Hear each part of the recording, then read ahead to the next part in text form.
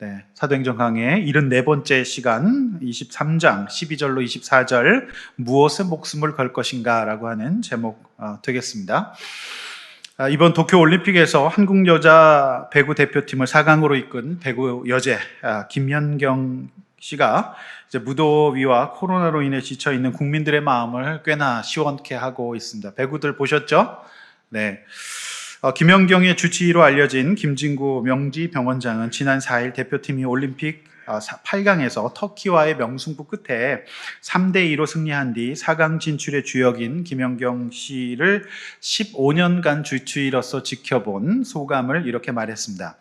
김연경 선수는 아픈 티, 힘든 티 한 번도 내지 않고 계속 코트에서 소리를 질러대는 사기꾼이다.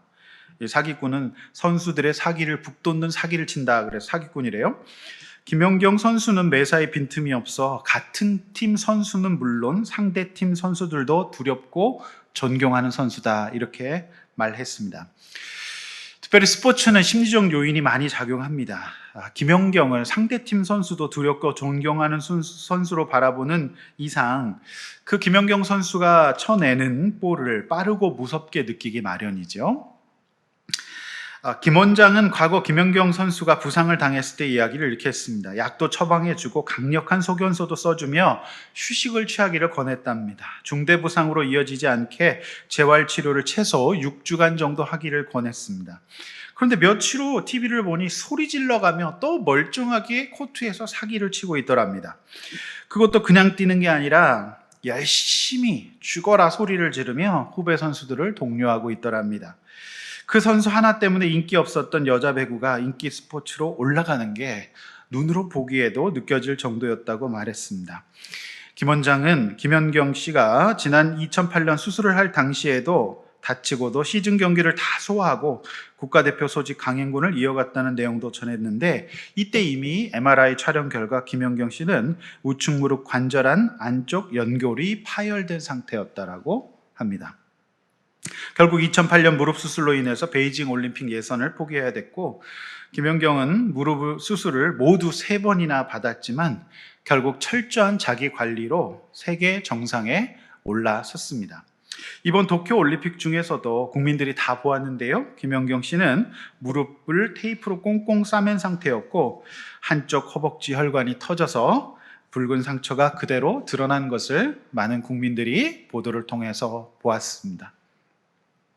여자 배구 올림픽 4강이라고 하는 위협을 달성한 데는 이처럼 망가진 몸 상태에도 자신을 관리하며 끝까지 최선의 노력을 한 선수의 삶이 녹아 있었던 것이지요. 지금 동메달 결정전 아마 끝났나요? 이겼나요? 졌나요? 아직 하고 있어요? 졌어요? 네. 어쨌든 4강은 사실입니다. 네. 우리는 계속해서 예루살렘에서 재판을 받는 바울의 모습을 보고 있습니다. 지난주 본문에서 사내들인 공회 앞에서도 오직 주님만을 홀로 바라보면서 담대하게 그리고 지혜롭게 재판을 감당하는 바울의 모습을 지난주에 보셨죠? 각자 생각 속에 사로잡혀 있던 저들의 싸움 속에서 바울은 기적적으로 살아날 수 있었습니다. 우리는 거듭되는 위협과 불안정 속에서 바울이 어떻게 자신을 관리하고 지켜가고 있는지를 주목하게 되지요. 동시에 하나님이 그런 바울을 어떻게 기적적으로 도우시는지 오늘 본문을 통해서 확인하게 됩니다. 저는 오늘 여러분에게 무엇에 목숨을 걸 것인가 라는 제목으로 말씀 전하려고 하는데 누구도 우리의 개인의 건강과 경제, 건강을 보장해 주지 않는 2021년 코로나 팬데믹에 또 무더위 한가운데 있는 우리 모두가 이 본문을 통해서 올바른 삶의 방향을 배우고 또 언제나 우리를 도우시는 하나님께 대한 믿음과 신뢰를 회복하는 예배가 되기를 축원합니다. 자, 이제 본론입니다. 본문 12절이죠. 날이 새매 이렇게 나오죠. 유대인들은 당을 지어 맹세합니다. 분노를 끌어올렸다는 말이죠. 바울을 죽이기 전에는 먹지도 않고 마시지도 아니하겠다라고 다짐합니다. 사람이 누구와 함께 있느냐에 따라서 인생이 이렇게 바뀌어요. 한 사람은 전날 밤에 예수님 곁에 서서 담대하라는 위로를 받고 평안하게 잠을 자는가 하면 한 사람은 밤새도록 분노와 미움과 열등감에 사로잡혀 아침을 맞이하는 거죠. 그들은 잘못된 신앙을 가지고 있어서 하나님의 뜻과 전혀 상관없는 그 밤을 보냈습니다. 영적으로 다운되거나 마음이 아픈 사람에게 찾아오는 가장 첫 번째 증상은 낮과 밤이 바뀌는 거예요. 잠을 이루지 못하죠. 자야 할 때 자지 못하고 건강하지 못한 생각들을 밤새도록 하다가 날이 새기 마련입니다. 저는 12절의 유대인들의 날이 새매가 바로 그런 의미로 읽히더라고요. 그들의 밤은 어땠을까? 미워하고 시기하고 질투하고 파괴적인 마음을 부글부글 끓이면서 밤을 보냈던 것이죠. 여러분은 지난 밤을 어떻게 보내셨나요? 평안하게 주무셨습니까? 네. 여러분, 사람이 말을 하지 않아도 비언어적 표현이라는 게 있거든요. 여러분, 좀 환하게 웃고 저의 말에 대답해 주시길 바랍니다. 그리고 유대인들처럼 밤을 보내시면 오늘 예배 성공하기 어려우신데요. 오늘 주님 앞에서 오늘 예배 성공하실 수 있길 바랍니다. 자, 유대인들은 당을도 지었어요. 자, 여기에 저들의 이상한 신앙의 맹점이 있어요. 우선 1대1의 하나님과의 관계가 안 돼요. 하나님 앞에 온전히 서 있지 못해요. 그러니까 이런 믿음이 없는 사람들이 또 믿음이 없는 사람들과 당을 지으면 정말로 골치 아파집니다. 전날 사내들인 공회에서 사도 바울의 증언을 개인적으로 1대1로 꼼꼼히 들었다면 이들이 이렇게 되지는 않았을 거예요. 그런데 이들 유대인들은 하나님 앞에서의 개인적이고도 깊은 만남의 습관이 되어 있지 않았어요. 그러니까 이 말씀 앞에서 자신을 되새겨보는, 되돌아보는 이런 훈련이 되어 있지 않았어요. 1대1로 하나님과의 만남이 되어 있었다면 이들이 정말 건강한 공동체에 소속되어 있었겠죠. 물론 개인적인 하나님과의 만남이 있는 상태에서 또 건강한 상태에 소속되어 있다면, 건강한 공동체에 소속되어 있다면 가장 베스트예요. 근데 하나님과의 개인적인 만남이 없을 경우 분별력이 없어서 건강한 공동체에 소속되어 있지 않을 가능성이 있겠죠. 네, 이런 어떤 악순환의 고리가 있습니다. 자, 사고를 치는 10대들이나 또 범죄를 저지르는 성인들이 단독 범행보다 단체 범행이나 공범과 함께 범행을 행하는 이유가 바로 있어요. 옳지 않은 행동임에도 불구하고 나만 그렇지 않다라고 하는 심리가 죄를 더 담대하게 행하게 하기 때문이에요. 자, 이들은 일종의 금식 맹세를 합니다. 바울을 죽이기 전에는 내가 먹지도 않고 마시지도 않겠다는 거예요. 일종의 이것은 구약의 금식 정신에도 이제 맞지 않을 뿐더러 지키지도 못할 헛된 맹세였어요. 그러니까 금식의 원리를 전혀 엉뚱한 데 사용하는 거죠. 이상한 거에 목숨을 건 거예요. 자, 오늘 요즘 우리가 묵상하고 있는 매일 성경 이사야서 58장 4절에서 5절 말씀은 올바른 금식, 또 잘못된 금식이 무엇인지를 정확히 밝혀주고 있습니다. 자, 이사야서 58장 4, 5절 말씀 함께 같이 한번 읽어보겠습니다. 시작. 보라, 너희가 금식하면서 논쟁하며 다투며 악한 주먹으로 치는도다. 너희가 오늘 금식하는 것은 너희의 목소리를 상달하게 하려는 것이 아니니라. 이것이 어찌 내가 기뻐하는 금식이 되겠으며 이것이 어찌 사람이 자기의 마음을 괴롭게 하는 날이 되겠느냐. 그의 머리를 갈대같이 숙이고 붉은 배와 재를 펴는 것을 어찌 금식이라 하겠으며 여호와께 연락될 날이라 하겠느냐. 네, 여호와 하나님 앞에 금식한다는 것은 자신의 혈기와 죄를 죽이는 것을 의미해요. 그런데 이스라엘 백성들은 금식을 하면서 논쟁하며 다투고 악한 주먹으로 쳤어요. 그러니까 이런 금식을 하나님께서 받으실 리가 없다라고 하는 거죠. 그러니까 오늘 본문의 유대인들의 금식은 이사야가 경고하고 있는 다투며 악한 주먹으로 치는 금식이에요. 여러분, 금식 중에 도대체 누구를 죽이기 위해 하는 금식이 어디 있습니까? 이런 말도 안 되는 금식을 이들은 집단 가운데 합리화하고 있었던 거죠. 금식의 도리와 목적에도 맞지 않았어요. 진정한 금식의 목적은 내 생명이 주님께 있기 때문에 쓰러진 하나님과의 관계를 세우고 내가 헛된 이 땅에 먹고 사는 문제에 매달려 있다가 그것을 내려놓고 내가 참으로 주님 앞에서 곡기를 끊고 먹지 못하더라도 내 영혼을 살리겠다라고 하는 몸부림이 바로 금식인 거죠. 자, 악을 버리고 죄가 힘을 잃도록 하는 데 목적이 있는 거죠. 근데 유대인들은 지금 정반대로 하고 있는 것 아니겠습니까? 자, 본문 13절 계속 보십시오. 제가 계속 본문을 말씀드리는 것은 여러분들이 성경 본문을 기억하게 하기 위함입니다. 본문을 잘 보십시오. 바울을 죽이고자 금식하는 이들이 몇 명입니까? 40명이나 되었습니다. 한 절의 말씀이 어리석음과 악이 집단과 만났을 때 어떤 최악이 될 수 있는지를 잘 보여주고 있어요. 그렇지 않습니까? 따라서 우리 신앙생활에 굉장히 중요한 원리가 있어요. 이것은 내가 누구와 동맹할까라고 하는 문제예요. 이게 신앙 발달에서도 신앙생활에 굉장히 중요한 거예요. 여러분 잘 분별하시고 인도 이 부분만 잘 받으셔도 우리 인생에 많은 실수를 줄일 수 있어요. 여러분 지금 누구와 함께하고 계십니까? 여러분의 진짜 동맹은 누구입니까? 이게 신앙생활에 굉장히 중요하다는 점이죠. 자, 본문 또 14, 15절 계속 봅니다. 이들은 아나니아 대제사장과 장로들에게 찾아가요. 그리고 로마 당국에 바울의 재신문을 요구하고 그 틈을 타 바울을 처치하겠다라는 계획을 밝히죠. 자, 당시 예루살렘의 유대교 공동체가 소망이 없는 것은 바로 이런 모습 때문이에요. 아래 위로 다 썩어 있는 거죠. 하나님의 율법을 표방하면서, 율법은 뭐죠? 사랑인데 사람 죽이겠다는 계획을 짜고 있는 것 아니겠습니까? 이미 이 공동체는 거짓의 공동체가 되었어요. 이 공동체 가운데는 어떻습니까? 비밀이 존재해요. 속여야 되니까요. 그리고 꾸미는 연기가 존재합니다.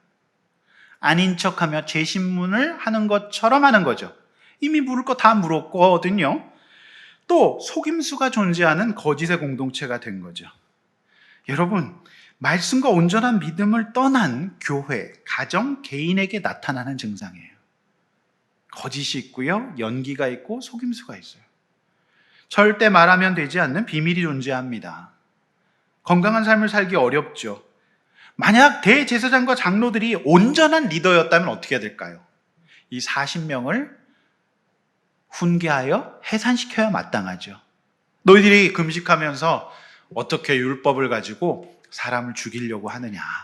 이렇게 해야 마땅한 게 아니겠습니까? 그런데 이 공동체는 아래 위로 다 지금 자정 능력을 잃어버린 지 오래된 거예요. 그래서 이 유대교 공동체에 소망이 없는 거예요. 금기가 존재하는 거예요.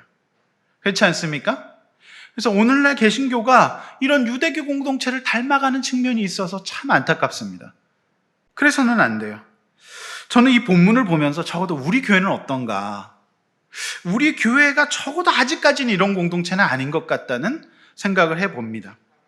앞으로 이런 공동체가 되어서는 안 되겠죠. 근데 특별히 이런 공동체가 될 때 어떨 때 이런 공동체가 되냐면 교회가 대형화되면서 이런 공동체가 돼요. 왜냐하면 거기에 돈이 쌓이게 되고요. 사람의 명예와 욕심들이 쌓이기 시작하기 때문에 이런 공동체가 되기 십상입니다. 그렇지 않습니까? 여러분의 가정과 개인은 어떻습니까? 사실은 부잣집에 이런 일이 많거든요. 여러분 숟가락 하나 몇 개인지 다 아는 가난한 집에 숨길 게 뭐가 있겠습니까? 그렇지 않습니까? 사실 그래요. 그래서 부자가 천국에 들어가기 어렵다는 말씀이 바로 그런 맥락이 있어요. 이게 너무 매력적인 거기 때문에 이것이 인생의 목적이 되면 거짓의 공동체, 거짓의 삶을 살 수밖에 없다라고 하는 것이 성경의 가르침이에요. 자, 여러분 저는 오늘 이 15절까지를 첫 번째 문단으로 봅니다. 그러면 첫 번째 문단이 주는 교훈이 무엇인가? 저는 두 가지를 우리가 다시 한번 묵상해 봐야 된다고 생각해요. 다시 되새겨 봐야 돼요. 저는 이 첫 번째가 우리가 무엇에 목숨을 걸고 사는가라고 하는 거예요. 인생을 무엇으로 사는가? 톨스토이가 얘기했죠? 여러분 무엇으로 인생을 살아오셨습니까? 금식을 한다는 것은 목숨을 건다는 거예요. 이들 유대인들이 목숨을 건 것은 하나님의 신실한 종 바울을 죽이는 일에 목숨을 걸었어요. 말이 됩니까? 심판받아 마땅한 악인도 아니었어요. 분별을 못 하잖아요. 근데 여러분 의외로 세상 사람들 가운데 복수에 가득 찬 마음으로 세상 사는 사람들 많습니다. 예. 누구를 해하고 정복하고 누구를 망신주고 누구를 이기는 것이 인생의 목적인 사람들이 의외로 많아요. 그 가운데 여러 가지 정서적인 문제가 발생돼요. 여러분 이런 일에 인생의 소중한 시간과 삶을 허비할 수 있다는 것, 이게 바로 인생이에요. 인간이에요. 이들은 여러분 제사를 드리는 유대인들이었어요. 그러니까 이 얘기는 뭐냐면 우리가 교회를 다니면서도 이렇게 살 수 있다는 거예요. 부들부들 떨고 복수하고 이기는 것이 인생의 목적이 될 수 있다는 겁니다. 남 얘기라고 생각하지 마시기를 바랍니다. 자, 우리가 목숨을 걸어야 될 일은 누굽니까? 오직 우리 주 예수 그리스도와 하나님의 이름이 아니겠습니까? 여러분 이 얘기 뻔한 얘기라고 생각하십니까? 왜 제가 이런 말씀 드리죠? 지난주 우리 본문에서 확인한 것처럼 이 세상 그 어떤 진영과 논리도 우리를 구원하지 못해요. 사두개파와 바리새파가 구원하지 못해요. 오로지 예수님의 음성 듣고 예수님 앞에 다 깨어있는 그 사람이 살아남지 않습니까? 그래서 우리가 이 세상 살아가는데 많은 입장들이 있을 수 있지만 결국 최종적으로 우리를 살려주는 것은 신실한 믿음인 줄로 믿습니다. 거기에 구원이 있어요.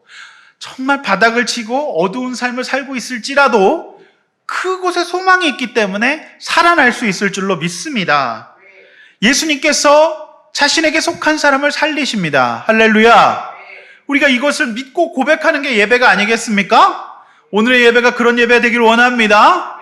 그래서 이 소중한 시간에 배구도 안 보고 지금 우리 예배를 드리는 게 아니겠습니까? 예? 보셨나요? 저는 못 봤습니다. 여러분, 오늘 이 소중한 시간에 올림픽 보지 않고 우리가 예배 드리는 이유가 무엇이겠습니까? 여기에 구원이 있기 때문에. 이거 진짜 믿어야 돼요. 근데 세상 사람들이 엉뚱한 거 믿고 목숨을 엉뚱한 것에 건다는 거예요. 여러분, 목숨을 건다는 거는 이것이 나를 움직이고 이것이 나의 시간과 물질을 쏟아붓게 만들기 때문이에요. 예수님이 아닌 다른 것에, 신앙 아닌 다른 것에 목숨을 걸고 살아가는 사람은요, 반드시 엉뚱한 동맹을 맺어요. 엉뚱한 동맹 맺고 거짓과 속임수, 스카펙이 얘기하는 거짓의 사람들의 이 책에 보면 정확하게 나와 있어요. 사람들이 거짓이라고 하는 것을 자기 것으로 삼고 살아간다는 거예요. 그리고 사람을 살리는 인생이 아니라요, 어떤 인생 삽니까? 이기고 죽이는 인생을 살아요. 그러니까 이런 이 복음을 떠난 인생 자체가 심판이에요. 지옥이에요. 그 인생은 오늘 본문의 유대인들처럼 평강과 안정은 없고요, 분노와 좌절의 밤을 반복할 거예요. 분노로 부들부들 떨면서 계속 그런 밤을 보면서 지내면서 날이 새게 될 거예요. 두 발 쭉 뻗고 자는 인생, 편안한 인생 잘 없을 거예요. 왜 그런지 생각해 보십시오. 하나님을 인생의 목적 삼지 않았기 때문이에요. 그러나 그의 나라와 그 일을 구한 모든 것 더하신다 그랬죠? 저는 믿습니다. 우리가 그의 나라와 그 일을 구하고 이 신앙의 인생을 살면 지난주 말씀처럼 하나님께서 바울에게 모든 것을 더해 주셨던 것처럼 저 여러분의 인생에도 우리에게 꼭 필요한 것들을 더해 주실 줄로 믿습니다. 이게 신앙이에요. 이게 구원이에요. 자, 두 번째, 수치와 조롱을 당하게 될 것이라는 거예요. 15절까지의 본문이 주는 교훈, 두 번째는 다시 되새겨봐야 돼요. 자, 뒤에서 계속 보게 될 것이지만 이들 유대인들의 계획은 하나님의 완벽한 계획과 보호하심으로 좌절됩니다. 바울 암살 사건이 계획이 좌절되지요. 바울은 당시 가장 안전한 장소인 로마 군대 영내 감옥에서 보호받습니다. 이보다 더 바울에게 안전한 곳은 예루살렘에 없었어요. 그 참 역설이죠. 가장 안전한 곳이 가장 가기 싫어하는 곳이었어요. 사람들이. 보통 로마 감옥에 들어가면 옛날 민주화되기 시전에 남산과 같은 곳이었거든요. 들어가면 살아서 못 나오는 곳이었어요. 그런데 역설적으로 바울을 가장 안전하게 보호하는 곳은 어디였다고요? 로마 감옥이었어요. 이게 아이러니예요. 이게 하나님의 바울을 보호하시는 EEJ였어요. 만약 바울이 한 예루살렘의 시내 숙소나 지인의 집에 머무르고 있었다고 하면, 에어비앤비를 이용했다고 하면 어떻겠습니까? 예? 물론 안락하고 그곳에서 일말의 자유는 있었을지 모르겠지만 죽이고자 달려드는 40명의 사람의 칼날을 피할 수 없었을 거예요. 여러분 지금 아무것도 할 수 없는 감옥 같은 환경에 혹시 계시나요? 무기력을 느끼고 답답함을 느끼고 누군가 지키고 있어서 옴짝달싹할 수 없는 착고에 채워진 환경 같은, 내 인생은 왜 이럴까? 내 인생은 왜 답답할까? 어려울까라는 생각을 하고 계신 분 계십니까? 여러분, 사방이 군인이 지키고 있고 축축하고 눅눅한 좁은 감옥과 같은 곳에서 자유를 박탈당할 채 갇혀 계십니까? 영적으로 어리석은 우리는 로마의 감옥에 있게 하신 하나님의 뜻을 이해하거나 생각하려고 하지 않아요. 예루살렘이 호텔과 펜션을 선호하며 늘 자유를 꿈꿉니다. 그러나 여러분 명심하십시오. 예루살렘의 감옥이 아니고서는 바울이 최종적인 구원을 받을 수 없어요. 밖에 나가서 자유롭게 돌아다니며 자유를 만끽하면 숨이 쉬고 살 것 같지만 오히려 바울이 죽는 길이에요. 여러분 지금까지 어떻게 인생 살아오셨습니까? 잘 생각해 보세요. 여러분 진짜 자유롭게 인생을 만끽했을 때 뭘 그리 위대한 일을 하셨습니까? 엄청난 역사를 이루셨습니까? 그렇지 않거든요. 그 자유로 말미암아 오히려 세상으로 떠내려가 수치와 조롱을 당했을 가능성이 많아요. 바울은 감옥 속에서도 위대한 하나님의 계획을 신뢰했어요. 억울함과 폭력, 내 옆에 바울은 독방에 있었거든요. 함께하는 이가 없을 때 외로운 상황이에요. 그래서 감옥에 있는 분들 얘기를 들어보면 독방이 제일 힘들대요. 고독함이죠. 그런데 이 독방에 있을 때에는 바울이 하나님을 1대1로 만나주시는 거죠. 그러니까 유대인들이 없었던 하나님과의 만남을 바울은 그곳에서 했던 거예요. 오히려 하나님은 여러분 우리에게 이런 환경을 통해서 여러분을 구원하시고 완벽하게 보호하실 수 있다는 믿음을 가지실 수 있기를 바랍니다. 만약 하나님이 없으면 절망과 좌절이지만 하나님이 계시면 그거는 구원의 계획이에요. 네. 하나님의 섭리를 믿으시기를 바랍니다. 결국 이들은 바울 암살 계획을 실패합니다. 그러면 이들 40명이 약속한 금식의 약속을 실패하고 지켰을까요? 안 지켰을까요? 여러분 어떻게 생각하세요? 바울을 죽이기 전에는 먹지도 않고 마시지도 않겠다고 했던 사람들이 그 약속 지키고 순교했을까요? 순교 안 했을까요? 여러분 그때뿐입니다. 이들은 이 계획에 실패하자 큰 소리 이렇게 쳤는데 사람들이 보지 않는 곳에서 슬금슬금 먹기 시작했을 겁니다. 장담합니다. 바울을 못 죽였다고 굶어 죽은 사람은 한 명도 없습니다. 이것이 바로 말씀에 근거하지 않는 인간의 열심과 의의 한계예요. 오랫동안 목회하면서 저는 많은 사람들을 경험했습니다. 말은 누구나 할 수 있어요. 그러나 그 말이 하나님의 말씀과 믿음에 근거하지 않은 열심과 장담이라면 저는 믿지 않습니다. 교회가 개척되고 우리는 지난 3년이 넘도록 이런 많은 분들을 보아왔습니다. 네. 결국 이들은 수치와 조롱을 당해야죠. 하나님께서 인생의 최종 최고의 목적이지 이 아닌 사람의 인간관계가 아무리 하늘을 찌르는 40명의 기세가 있을지라도 여러분 그 끝은 수치와 조롱이라는 것을 아시기를 바랍니다. 여러분 이 세상 그 어떤 우정도 우리가 남입니다. 어떤 사랑도 마찬가지예요. 이런 사람들을 여기서는 이제 인간이라고 표현해야 맞습니다. 이런 인간이 되지 맙시다. 네. 어떤 인간의 어떤 이 얄팍함, 그거 믿지 말아야 하는 것이죠. 사랑하는 성도 여러분, 이 15절까지 첫 번째 문단이 주는 두 가지 교훈을 잘 마음에 새기시고 나에게는 어떤 것이 인생의 목적인지, 나는 무엇에 목숨을 걸고 있는지, 그리고 내 인생은 그동안 수치와 조롱의 인생이었는지 아니면 구원과 영광의 인생이었는지를 돌이켜보시기를 바랍니다. 아직도 배신당했다고 부들부들 떨고 아직도 그 사람이 나에게 어떻게 그럴 수 있냐고 40명이 계속 나는 안 먹었는데 다른 사람 먹는 걸 보았어요. 이러면 얼마나 화가 날까요? 그렇죠? 여러분 그런데 그것은 믿음이 없어 자초한 결과입니다. 복음이 아닌 인생의 목적은 결국 수치와 조롱일 수 있다는 것을 명심하시길 바랍니다. 자, 오늘 이제 두 번째 문단, 16절로 이제 넘어갑니다. 자, 바울의 생질이 사도행전에서 처음으로 등장해요. 16절이죠. 자, 그가 누구인지에 대해서 자세한 언급은 없어요. 이런 것을 보고 우리는 갑툭튀라고 얘기합니다. 갑자기 툭 튀어나온 거예요. 자, 근데 사실 하나님이 갑툭튀의 명인이십니다. 가끔 갑툭튀를 잘 하세요. 자, 여기서 생질은 조카를 의미합니다. 조카. 자, 왜 갑자기 바울의 조카가 등장하느냐? 이것을 어떻게 설명할까요? 자, 사실 누가는, 사도행전의 저자인 누가는 자세한 설명 없어요. 갑툭튀 했어요. 왜 자세한 설명 없어요? 이건 하나님의 섭리이기 때문이에요. 하나님의 계획이기 때문이에요. 여러분 잘 들으십시오. 인간이 그 어떤 치밀함과 열심과 하늘을 찌르는 기세와 해보자 어떤 투쟁과 어떤 집단과 이념도 하나님의 거대한 역사하심을 막을 수 없는 거예요.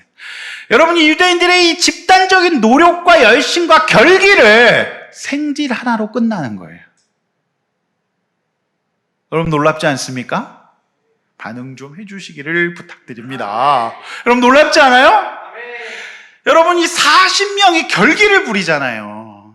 여러분 정말 중동 사람들이요, 이렇게 오렌지 색깔 옷 입고 난리 피우면 아무도 못 막아요. 그 사람들은 왜 이렇게 소리를 지르는지 모르겠어요. 막 하면서 막 소리를 지르고 막 하늘에 총 쏘고 막 이러잖아요.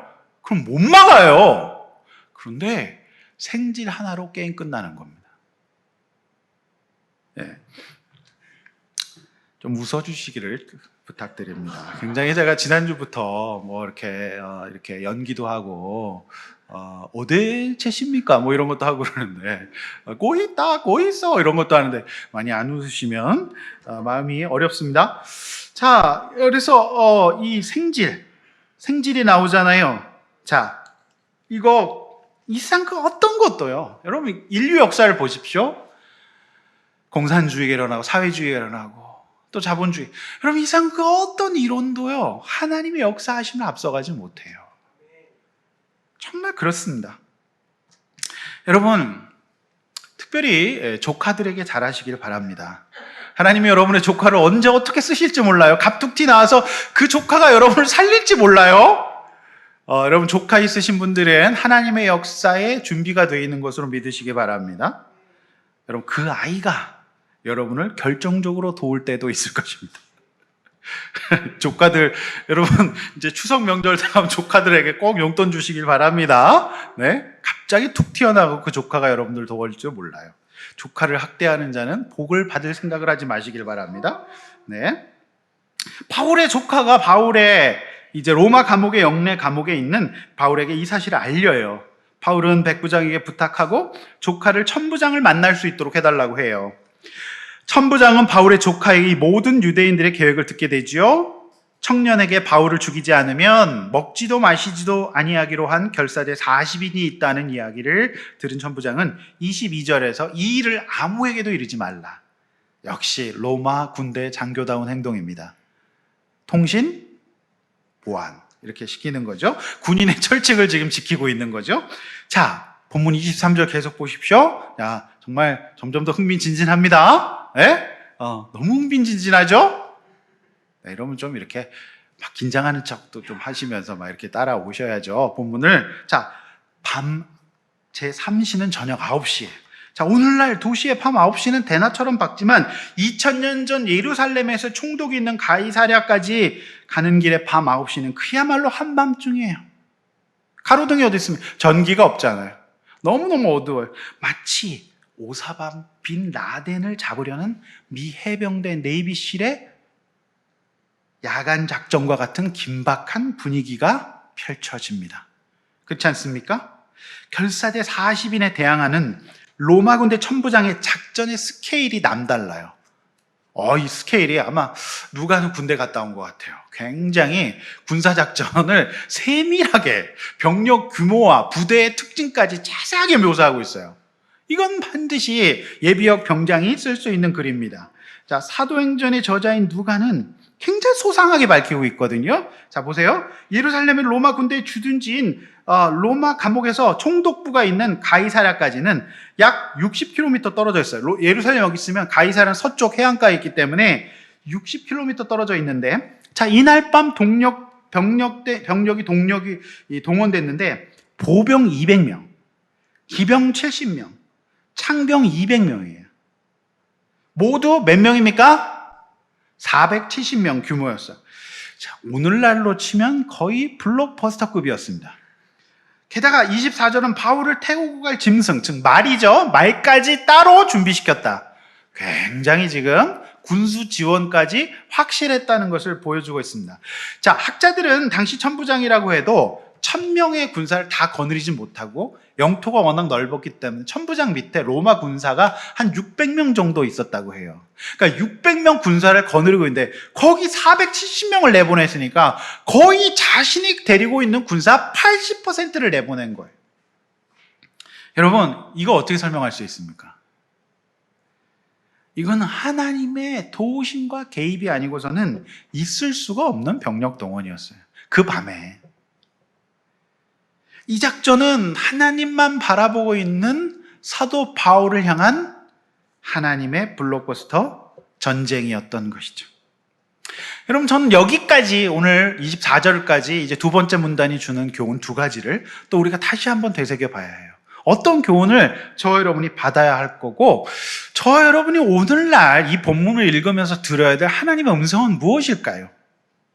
남 얘기로 듣지 마시고 저 여러분의 인생에 적용하시고 묵상하시기를 바랍니다. 첫 번째, 삶 속에서 기적을 일으키시는 분이에요. 갑자기 기적을 일으키시는 것 같지만 오늘 본문의 맥락을 잘 보면 바울의 적용 속에서, 바울의 자기관리 속에서 이러한 기적이 일어나고 있다는 것을 알 수가 있어요. 무슨 말인지 잘 보십시다. 자, 우리는 힘들고 어려울 때, 피해갈 방법이 보이지 않을 때 한 방에 하나님의 역사와 기적을 기대해요.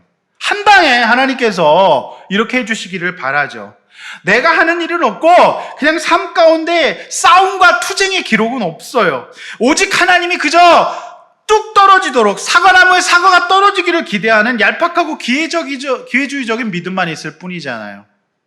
내가 할 것은 없어요. 오늘 나의 삶 속에 내가 할 것은 하지 않고 뭔가 하나님께서 뚝하니 기적을 일으켜 주시기를 원해요. 여러분, 잘 생각해 보십시오. 여러분 어떻습니까? 여러분, 참 본문이 이상한 게 있어요. 잘 생각해 보시면 저는 이 본문을 보면서 어떻게 바울의 생질이 로마 감옥에 들어갈 수 있었을까? 이상하지 않아요? 일개 미결수 신분인 바울의 말을 어찌 백부장이 그렇게 신뢰하는가? 또 천부장도 그 말을, 그 제안을 그대로 들어주는가? 물론 아무리 로마 시민이라고 해도 바울이 로마 시민권을 주장할지라도 그는 지금 고소를 받아서, 유대인들 동족의 고소를 받아서 미결수 신분이란 말이에요. 지금 일종의 구치소에 있는 거거든요. 그래서 기결될 때까지, 재판될 때까지 잡아두고 있는 신분이거든요. 그런데 여러분 보면 너무 일이 술술 풀려가지 않나요? 여러분, 그러나 여기에는 제가 볼 때는 우리가 놓치기 쉬운 중요한 신앙의 원리가 담겨 있어요. 따라서 해봅시다. 중요한 신앙의 원리. 자, 제가 서론에서 국가대표 배구팀의 김연경 선수 얘기했죠? 자, 선수들이 자꾸만 이상한 게 있어요. 자꾸만 누구에게 리시브를, 토스를 올려주죠? 자꾸만 김연경 선수에게 올려주잖아요. 이상하게 생각되지 않으세요?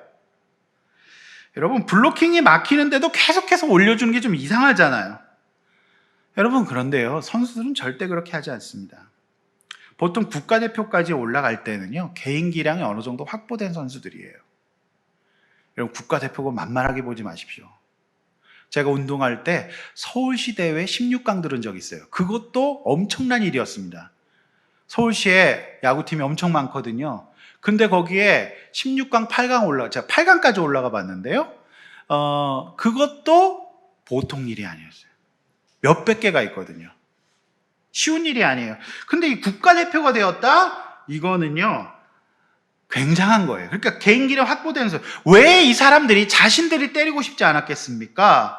서론에서 말씀드린 것처럼 김 선수에게는 자신을 희생하고 고통 속에서 팀을 생각하며 인내하며 절망적인 순간에서도 본인이 먼저 파이팅하는 팀의 동료들은 물론 상대팀 선수들마저 존경하는 그의 삶이 있었기 때문이에요.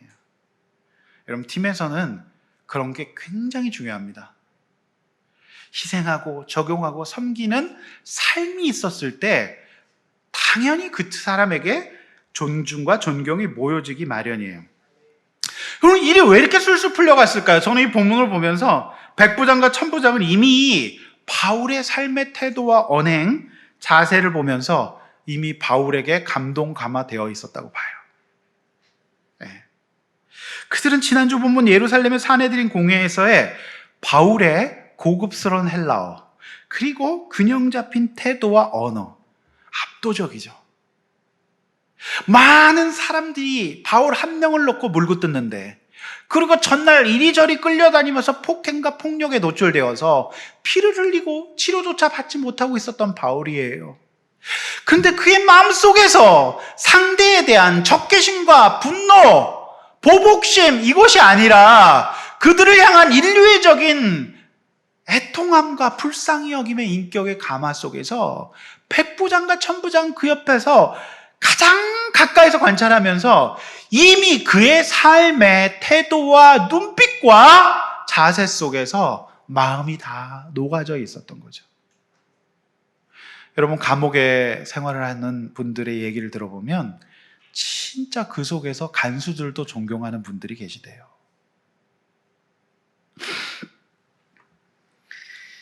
약자는 그였어요. 그렇지만 사실상 바울은 재판을 주도했습니다. 그리고 저들은 보았어요. 각자의 주장 속에서 물고 뜯고 싸우며 이성을 잃어버린 사두개파 바리새인들, 저들의 표정과 비인격적인 모습 속에서 로마의 백부장과 천부장은 누구를 믿어야 될지 이미 판단한 거예요. 어디서 그렇게 판단했을까요? 바울의 삶의 적용 속에서예요.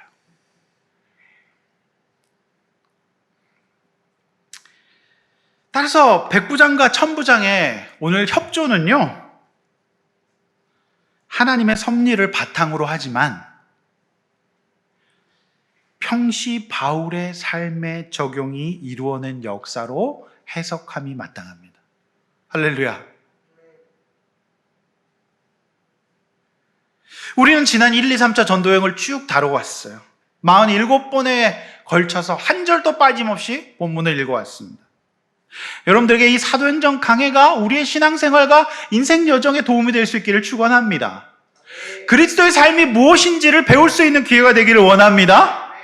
그리고 예루살렘에서 바울의 태도와 삶을 묵상해 왔어요. 그는 말로 하는 신앙이 아니었어요. 감정적인 신앙도 아니었어요.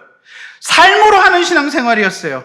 때론 고난을 당하고 좌절하고 실패하는 상황 속에서도 바울은 주위 사람들에게 말이 아니라 삶으로, 태도로 하나님이 나와 함께 계신다라는 것을 감옥 속에서 삶으로 보여줬잖아요. 지난 첫 번째 투옥 속에서 바울이 한 것이 무엇입니까? 내가 억울하게 죄를 뒤집어주고 사람 살렸는데 아무도 내 편은 없고 나를 갖다가 착고를 채워서 폭행하고 감옥에 가둬뒀다. 못 산다, 못 살아. 살 수가 없다. 분하다, 억울하다. 이를 부득부득 깔면서 간밤을 지새웠습니까? 바울은 아니에요. 그 중에서도 어떻게 했습니까? 감옥에서도 하나님을 찬양하고 예배했어요. 그러므로 오늘 내가 영적 상태가 안 좋다, 내가 마음이 속상하다, 내가 고난 가운데 있다, 그러므로 나는 오늘 예배를 드리지 않겠다. 가장 어리석은 행동입니다.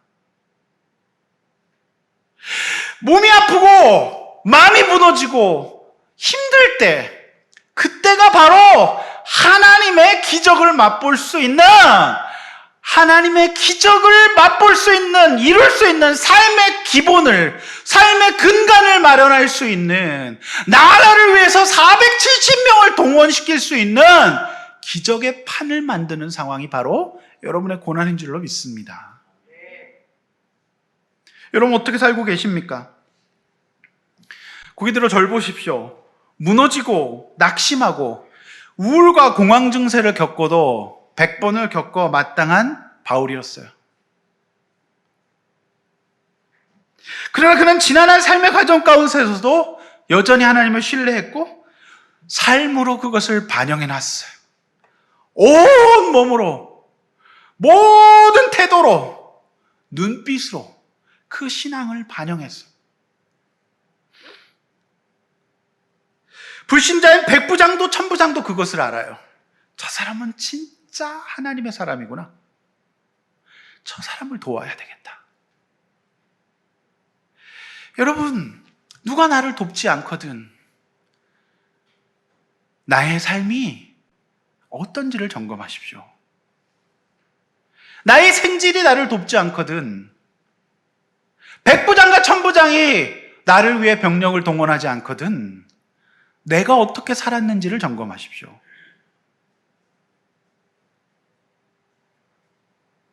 그들은 불신자였지만 누가 진짜인지 알았어요. 여러분, 이런 바울을 하나님께서 모르실 리 있습니까?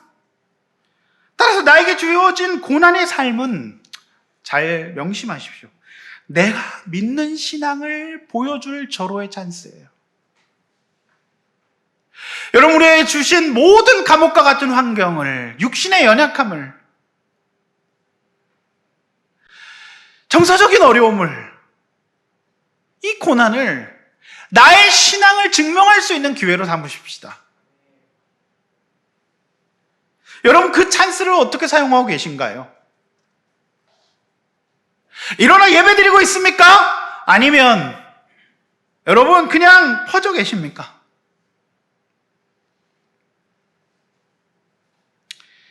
저도 사람 살리겠다고 복음에 목숨 걸고 인생을 바친 지 30년 정도 됐습니다. 오늘 이 바울의 모습을 보면서 다시 한번 정신을 차립니다. 목회란 말로 하는 것이 아니라 한 영혼을 붙들고 삶으로 헌신하며 사랑하는 것이며 마치 감옥과 같은 환경 속에서도 하나님께 대한 소망과 믿음을 잃지 않고 살아가는 것이라는 것을 깨닫습니다. 바울처럼 내 삶을 녹여 부어야 되겠다는 다짐을 해봐요. 바로 이때 하나님이 기적을 일으켜 주시기 때문이지요.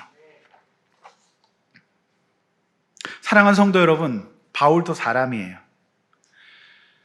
명심하십시오. 바울은 자신을 최악의 환경 속에서 몸도 마음도 연약하여 쓰러지게 합당한 극도의 불안과 좌절 속에서도 끊임없이 자신을 세웠어요. 그리고 그를 단련했어요. 이리저리 끌려다니며 많이 맞아 몸이 아파 상했지만 몸도 마음도 상한 이 상황 속에서도 그는 정신줄을 놓지 않고 무너지지 않았어요. 일어납시다. 할렐루야. 여러분, 우리 여러분의 마음을, 여러분의 생각을 주님께 맡기고 여러분 다시 일어납시다. 그리고 하나님 우리와 함께 우리에게 주어진 말씀과 예배와 공동체와 함께 여러분 인생의 목적을 바로 세워 나갑시다. 여러분, 상한 감정이 이끄는 대로 인생 살아가지 맙시다. 하나님의 기적은 우리의 이런 몸부림 가운데 일어난다는 사실을 잊지 마시기를 바랍니다. 40대 470이에요. 사실 오늘 설교 제목을 40대 470으로 정하려고 그랬어요. 근데 이제 제가 미리 이제 본문을 또 알려드리지만 이 본문을 읽지 않으신 분은 뭐지? 싶을까 싶어서 제가 본문의 제목을 좀 다시 바꿨습니다. 40대 470. 자, 저는 이 숫자 속에서 뭘 느꼈냐면 하나님이 도우실 때, 하나님이 삶으로 적용하는 깨어있으려고 노력하는 사람을 도우실 때의 완벽하고 넉넉함, 그걸 느껴요. 우리 하나님이 저와 여러분을 도우실 때 이렇게 완벽하게 도우신다는 거예요. 40대 470으로. 여러분, 상대는 유대에 훈련받지 못한 사람이에요. 그런데 470은 누굽니까? 로마의 최정예 군사예요. 그냥 혈기만 왕성할 뿐 어떤 훈련도 받지 못한 40명과 당시 제국의 군대 470명, 기병까지, 창병까지, 그리고 기마병까지 데리고 있는 이들을 어떻게 이길 수 있습니까? 우리 하나님의 스케일이 이 정도라는 것을 믿으시기를 바랍니다. 사랑하는 성도 여러분, 고개 들어 절 보십시오. 절망과 좌절 속에서 여러분 스스로를 관리하십시오.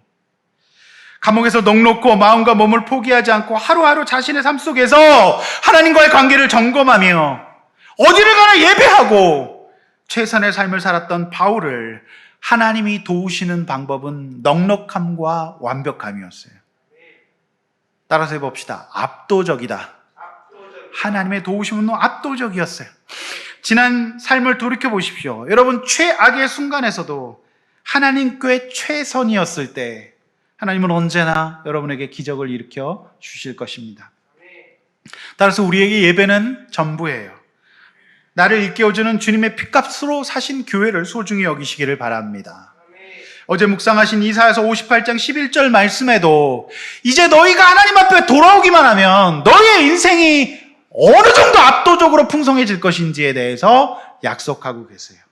이사야서 58장 11절, 어제 말씀을 묵상하지 않으신 분들은 굉장히 손해보신 겁니다. 그러실까봐 제가 한번 읽어드리겠습니다. 다 함께 한번 읽어보겠습니다. 시작. 여호와가 너를 항상 인도하여 메마른 곳에서도 내 영혼을 만족하게 하며 내 뼈를 견고하게 하리니 너는 물된 동산 같겠고 물이 끊어지지 아니하는 샘 같을 것이라. 네, 내 뼈를 견고하게 하리니 우리 모두의 골다공증이 나을지어다. 네, 모든 뼈 관련 정형외과 질환이 나을지어다. 할렐루야. 허리 아픈 분들이 나을지어다. 이렇게 하면 이제 기도원이 되는 거고요. 이제 어쨌든 주님이 너무너무 못 알아들으니까 저들에게 이렇게 말씀하세요. 진짜 이제 뼈가 아픈 사람 진짜 아프거든요. 그렇죠? 우리 주님이 이렇게 말씀하셔요. 그 다음에 이 더운 때 뭐라고 얘기해요? 쩍쩍 갈라지니 가뭄의 때 물된 동산 같겠다.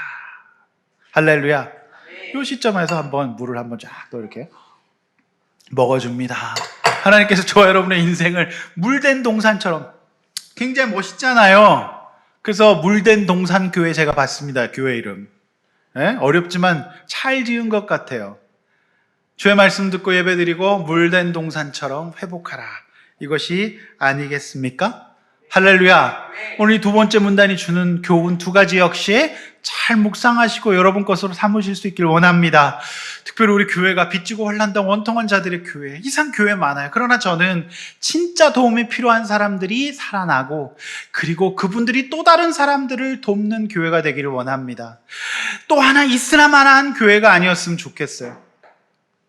여러분, 제가 어제 어떤 영상을 하나 봤는데 참 감동적이었어요. 이제 한 가족이 이제 유튜브를 만들어서 올리는데 유튜브 제목이 조운의 마음 약국이에요. 조우가 뭔지 아십니까? 조증과 우울증. 아들 둘이 있는데 조울증으로 두 사람 다 입원을 해서 17번이나 입원을 했다는 거예요.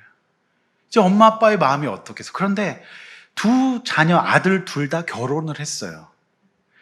근데 이 가족이 조울증을 겪으면서, 근데 아무도 주위에 돕는 사람이 없고, 특별히 조울증을 당하고 있는 가족들의 어려움을 공감하는 사람들이 없다. 그래서 이 가족이 그저 자신들이 이 조울증을 지금도 겪고 있는데, 겪으면서 느꼈던 절망과 좌절들을 솔직하게 이렇게 나누는 거예요. 그러면서 그 조울증을 겪었던 그 형제가 뭐라고 얘기하냐면, 내가 이렇게 마음이 어렵고 힘들어서 17번이나 입원을 했었는데, 그러니까 이 마음이 어려운 사람들의 특징이 자기만 생각하게 된다는 거예요. 그러니까 자신의 피해와 자신에게만 집중을 하게 되어서 날이 새는데요. 근데 이 형제가 이렇게 얘기해요. 내가 다른 사람들을 돕고 다른 사람들을 섬기다 보니까 나의 문제만 생각하지 않게 되어서 오히려 내가 치료받는 경험을 하게 됐다라고 하는 거예요. 그러면서 혼자 있지 마시고 공동체와 함께 있으면 살아가실 수 있다라고 얘기를 하더라고요. 너무 감동이었어요. 그래서 원고에는 없는데 너무 감동받아서 막 원고에다 옆에 적었어요. 조운의 마음 약국. 우리 교회가 마음이 어려운 분들이 많죠? 그럼 우리 교회가 이런 공동체가 되기를 원해요. 그래서 이것들을 함께 나누면서, 부끄러움이 아니라, 숨기는 것이 아니라 함께 나누고 치유하면서 하나님 나라의 아둘람 공동체, 다윗 왕국이 시작되는 하나님의 그 교회 되기를 소원합니다. 할렐루야. 여러분 힘을 내시기를 바랍니다. 그래서 오늘 바울처럼 다시금 기적만 바라는 것이 아니라 감옥 속에서도 아무것도 할 수 없는 상황 속에서도 물론 너무너무 힘들죠. 그러나 우리 주님 살아계십니다. 수요일날 제가 말씀 전한 것처럼 예수 신랑 되십니다. 주님이 여러분의 신랑이 되셔서 내가 너와 함께 하자고 말씀하십니다. 그 주님 바라보면서 내가 지금 나의 삶으로 하나님 앞에 반응할 때, 예배드리며 말씀 붙들고 나갈 때 저와 여러분의 인생에 470명의 이방 군대가 동원되는, 미 해병대가 동원되는 완벽한 역사가 있을 줄로 믿습니다. 누구도 막을 수 없는 슈퍼 생질이 등장할 줄로 믿습니다. 할렐루야! 아멘! 아멘 합시다. 아멘! 우리 인터넷으로 예배 드리시는 분들 댓글로 아멘 쓰시길 바랍니다. 아멘! 예? 오늘 제가 봅니다. 썼는지 안 썼는지. 아멘 하시길 바랍니다. 할렐루야! 말씀 맺습니다. 부질없는 것에 목숨 걸다가 망신과 수치와 조롱 당하지 맙시다.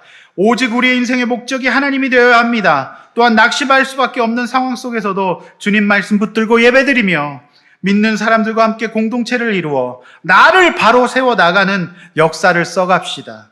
바로 그때 하나님은 기적을 일으켜 주실 거예요. 그러나 그 삶에 적용의 삶이 없을 때 기적은 없습니다. 넉넉하고 여유 있는 하나님 나라의 기적이 저와 여러분의 삶 속에 일어날 줄로 믿습니다. 할렐루야! 아멘! 이렇게 한번 나눠봅시다. 지금까지 나는 무엇에 목숨을 걸었나요? 나는 누구와 함께 동행하고 있나요? 동맹하고 있나요?